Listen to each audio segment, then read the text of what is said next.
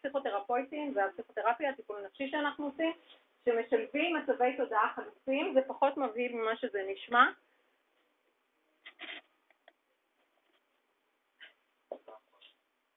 או שלא, פחות מבהיל ממה שזה נשמע.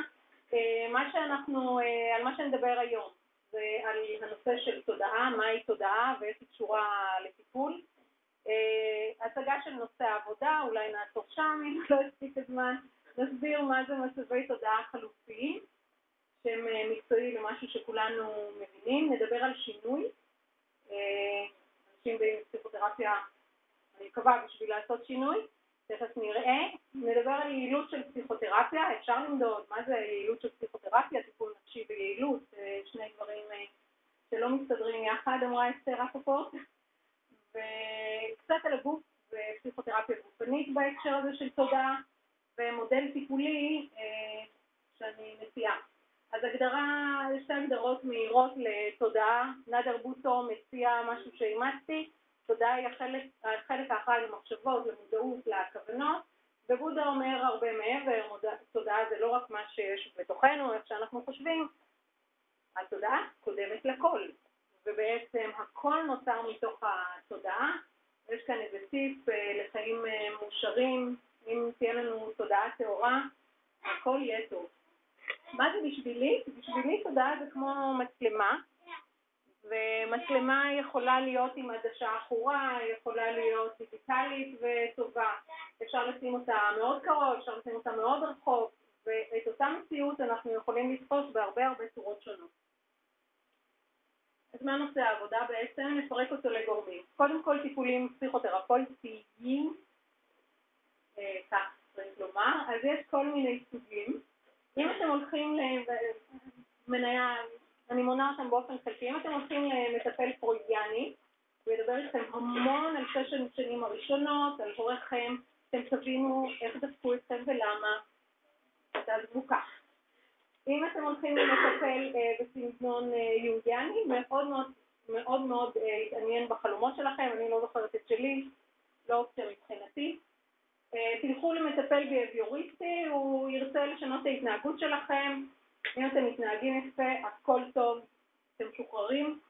אם אתם הולכים למטפל בסגנון אקזיסטנציאליסטי, הוא מוכן לדבר איתכם על משמעות החיים, על מוות, על בחירה, כל מיני דברים כבדים. יפה. אם אתם הולכים למטפל בסגנון פסיכודינמי, התייחסותי, הוא מאמין שמערכת היחסים בינו לבינכם, שם טמון הכל. אני לא מזלזלת, אני סתם נציגה. אני לא רוצה להסתבך עם אף אחד. אם אתם הולכים לפסיכותרפיה טרנס-פרסונלית, אז יש פה הרבה שהסבירו את זה יותר טוב ממני, אבל שם כבר מתייחסים לחלק הפנימי שלנו, ואני מבקש אישורים כל מיני שלילי וכאלה. ואם אתם מגיעים אליי לפסיכותרפיסט גופני, אז מותר לגעת, והגוף נוכח בחדר, ועושים עבודה מכל מיני סוגים ועוד. אז זה ככה קצת על הרבה סגנונות של טיפולים, מצבי תודעה חלופיים. אז חלק קשובים ומתבוננים, מנסים להבין, כנראה שהמוח שלהם משדר באיזשהו סדר מסוים, יש אחרים שהם מתנמנמים או משהו, או מרחפים, דווקא אני לא רואה, והם נמצאים בעולם קצת אחר. במצבי תודעה כאלה, אז יש את הרגילים ויש את החלופיים. הרגילים זה כשאנחנו אנליטים, מוכווני משימה, מאוד נמצאים בעניין, כמו שהעולם המערבי נמצא כל הזמן. ויש את אלה שהם חלק ממחזורי שינה בעירות, לפני שאנחנו נרדמים, אחרי שאנחנו מתעוררים, אנחנו פייסי. זה מצב שהוא כנראה חלופי, מסתבר לפי הספרות. הפעילות המנטלית זה המצב הרגיל. כשאנחנו עושים מדיטציה, כולם מכירים שהמערכת נרגעת, לוקחים כמה נשימות, אנחנו מרגישים אחרת, חווים את עצמנו אחרת. מדיטציה, נשימות, כדרך כניסה למצב תודעה שהוא לא סטנדרטי, מי שחווה ומומלץ. מי שעושה ספורט מונוטוני, רץ, שעה, חצי שעה, רץ, בום, בום, בום, בום, בום, הבום, בום, בום הזה, של הרגליים ושל כל הגוף, שהוא נמצא כמובן גם עם מוזיקה בכלל נהדר, וכולם אומרים שזה הריפוי שלהם, והם פותחים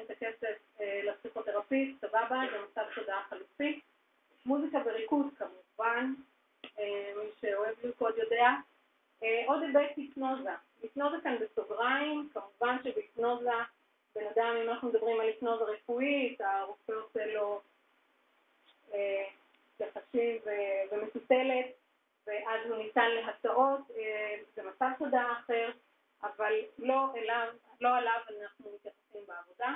יש היבט של יעילות, כן, אנחנו מפרקים את שם התזה, מה התועלת שקיבלנו, מה פרק הזמן, האם היו תועלות נוספות מעבר למה שציפינו, ואפשר להגיד כמה זה עלה בגדול.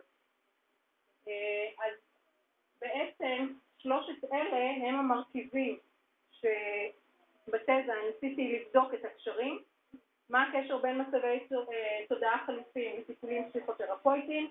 יש טיפולים שבהם הדברת שולטת והניסיון להבין שולט, זה מצב תודעה אחד. יש טיפולים שכוללים נשימות, כוללים הילינג כמובן, אם אנחנו מדברים על טרנס-פרסונלי, ואז המטופל נמצא באיזשהו מצב אחר, אז יש קשר אחד, ומה שעניין אותי זה לבדוק האם היעילות של הטיפול מושפעת במצבים השונים. הייתה לי דעה, התעררת דעה, ניסיתי להוכיח. אוקיי, עוד קצת על מצבי תודעה חלופיים. דיברנו ככה על המופעים שלהם, מה קורה בהם. אז קודם כל, המוח. אני מתנצלת, המוח יתרחב פה, כי כל המחקר המערבי מתייחס למוח, אז יש ממש שינוי בתדר של הגלים, תחושות גוף, זיכרונות, פתאום נזכרים בדברים שרצינו לשכוח, לפעמים רגשות בעוצמה, אינטואיציה, אנחנו יותר יצירתיים. גרוף אמר שזה לגמרי משנה את הקשר בין המודע ללא מודע.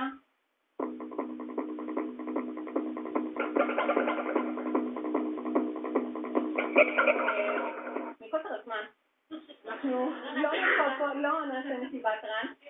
טרנס, מה הקשר לטרנס? זה החלק היותר קשר.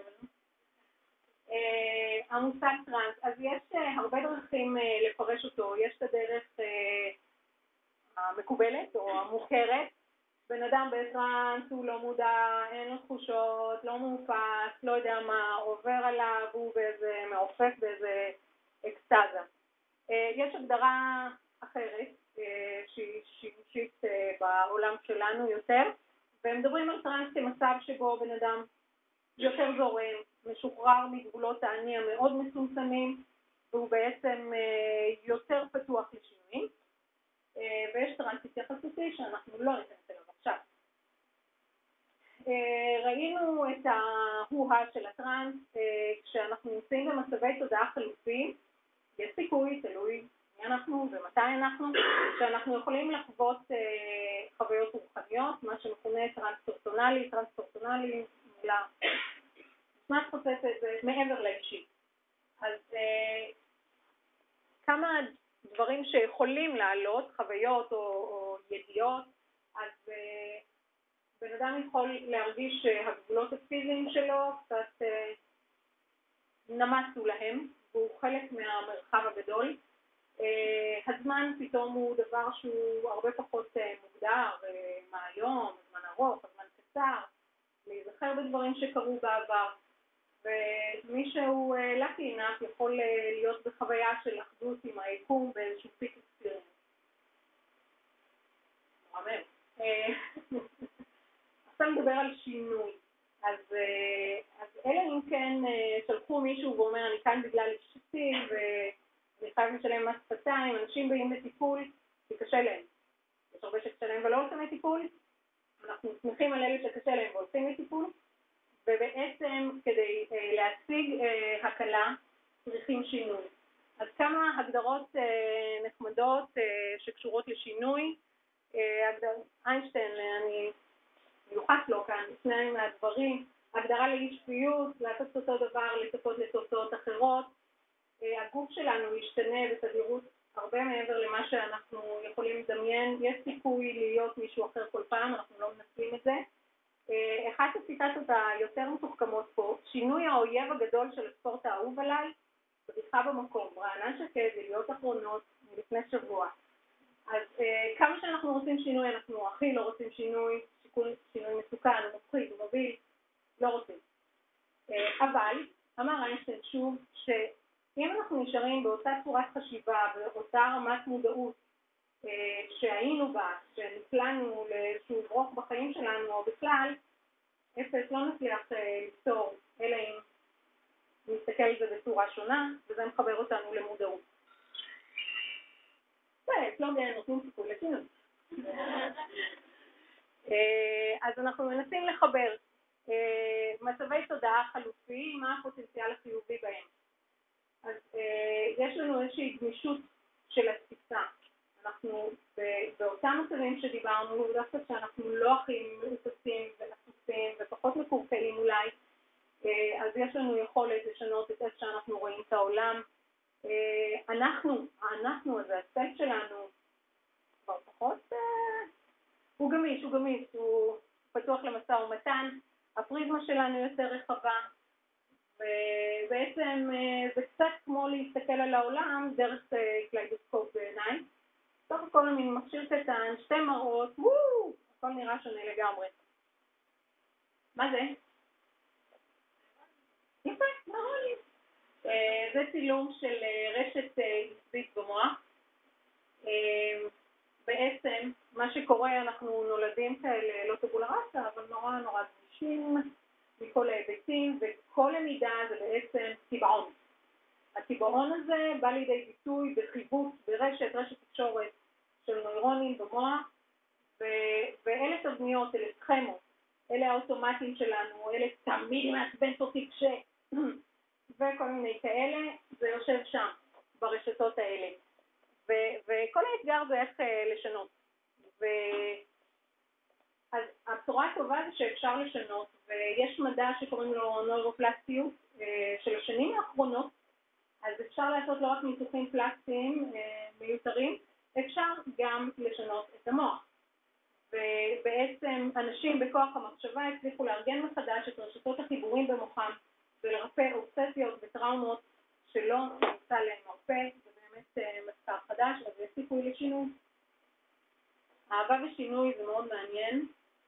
אנחנו רק נדבר על הציור הזה שמראה שזה לא רק הרגש, וזה לא רק ההורמונים, זה לא רק הלבבות, ברגע שהם אוהבים, ברגע שיש עונג, יש ביטחון, יש אינטימיות, אז בעצם אנחנו הרבה יותר פתוחים לשינוי, ואנחנו יכולים לראות את זה פתאום הבן או הבת. נורא מזכירים את החבר שהם הכירו לפני חודש, יש לנו איזו סינרגיה שהיא באמת ברמה המוחית, יש לזה המון השלכות בהקשר של טיפול.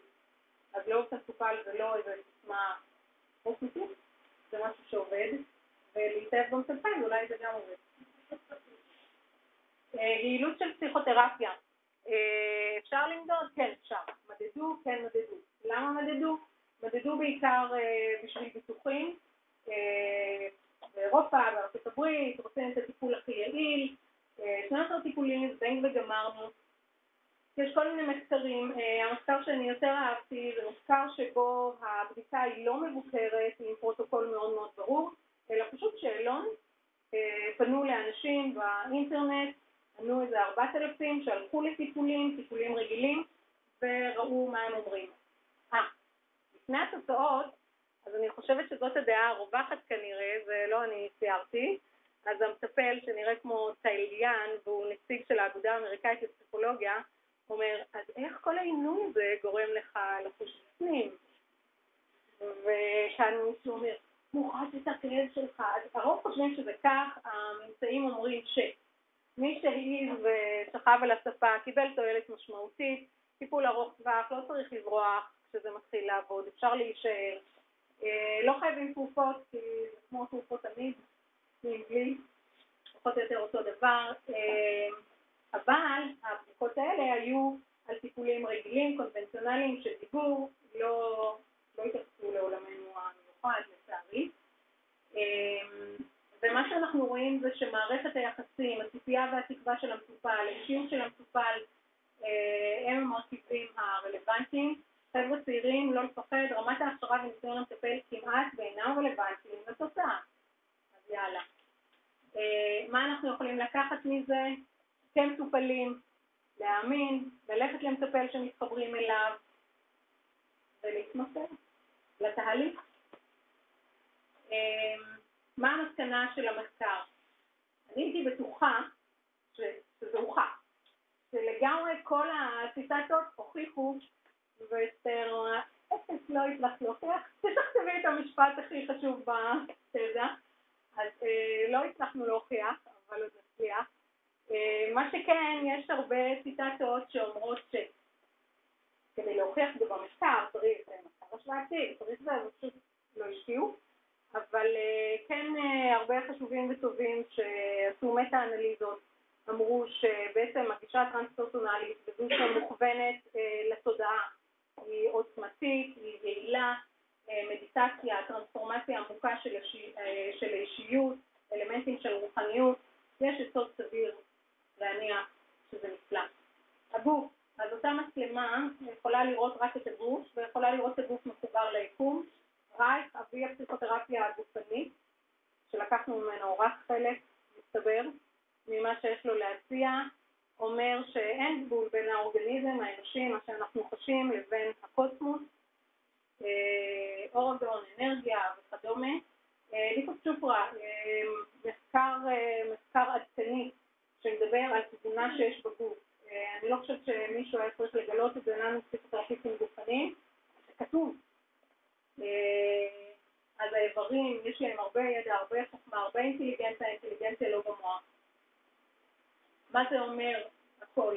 זה אומר שצריך לחקור עוד, אבל זה אומר גם שבעצם בפסיכותרפיה גופנית, ניסויים ונשימות ותרגילים ותנועה יכולים לעורר מצבי תודעה חלופיים. יש לזה המון משמעות והשלכה על הסטינג הטיפולי, על העברות, על הכל.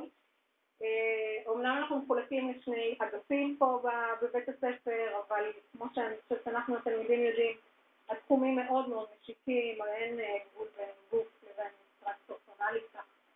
לדעתי הגבול הוא מאוד מטושטש, ואני רוצה להאמין שכל אחד שלנו יותר יעילה מהקונבנציונלית. מה עושים עם כל זה? אז מה שאני מציעה זה איזשהו מודל שהוא פשוט משלב, ולא סטארט-אפ, אבל איזשהו מודל שמדבר על מודל טיפולי שפונה לקהל של מטופלים רחב, מאוד צריכים להיות כאלה שמחפשים התפתחות רוחנית, או כאלה שהם בגיל מסוים או עם בעיה מסוימת, מאוד מוכוון מטרה, מאוד שואף ליעילות. זה לא המקצוע הראשון שלי, במקצוע הקודם יעילות זה דבר מאוד חשוב, ותוצאות מדידות מאוד חשוב, ואני לוקחת את זה איתי wherever I go. אז גם פה המטרות של הטיפול, כמובן מטרות המטופל, אבל מעבר. גם לנסות להיכנס ולרפות את הדברים מהשורש, לא רק לראות שהוא מתנהג כמו שנורמלי צריך להתנהג, לחבר את המטופל פנימה לתוך עצמו, ולעשות תהליך שלא ייפסק ברגע שהמטופל מפסיק לשלם, תהליך שימשיך בתוכו באופן אורגני. אז מדובר על גישה אינטגרטיבית שמשלבת מספר גישות שונות. אם אנחנו גופניים זה לא אומר שאנחנו לא טרנס-פרסונליים, אם אנחנו גופניים זה לא אומר שאנחנו לא התייחסותיים וכדומה. גמישות טיפולית מול המטופל, מול הבעיה, מול התקופה, כמובן משאבי תודעה חלופיים, ובסיס רוחני. בסיס רוחני כדאי שיהיה בסיס. ואני אישית מאמצת ספרים של הבסיס להסמרה עצמית, והבסיס שם זה שכולנו הרבה מעבר למה שאנחנו מוכנים להודות, שאנחנו בכל אחד יש כמיהה למצב תודעה אחר, מה שלא אמרנו על אותם מצבי תודעה חלופיים, הם חשובים לבריאות. כשמישהו ככה בוהה, אני צריכה לבקש כאן סליחה, כל מיני כאלה שפעם נרשו לעצמם לבהות ואני לא הבנתי מה הם עושים, ולמה הם לא עושים שום דבר. אז זה טוב וזה בריא וצריך את זה. אז כולנו שואפים למקום הזה ולחיבור לכוחות האוניברסליים. זהו, יש תפילה וסיימנו שאלות, ועמדנו בזמן.